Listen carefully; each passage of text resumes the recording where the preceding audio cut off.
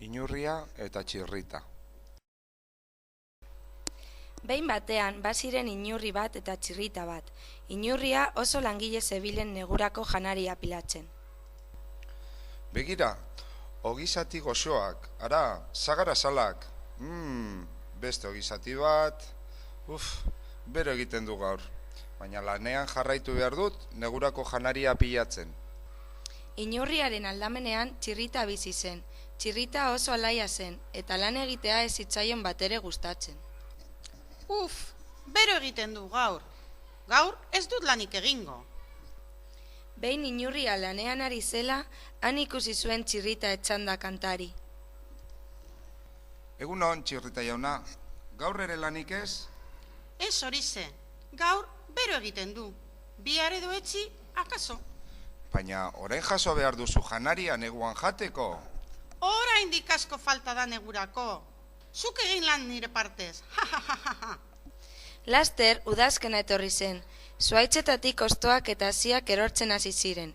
Inurria hasiak biltzen hasi zen. Garia legozo bat. Kaixo txirrita jauna, gaur ere kantari eta lanik ez? Ez horize. Aizi handiegia dabil gaur. Zuk egin lan nire partez. Baina, orain jaso behar duzu janaria neguan jateko. Oraindik asko falta da negurako. Lasai, hasiko naiz lanean bihar edo etzi. Eta etorri zen azkenean negua. Hotz handia egiten zuen eta inguru guztiak elurtuta zeuden, baina inurria lasai zegoen bere etxean. Ze hotza, zein ondo nagoen etxean.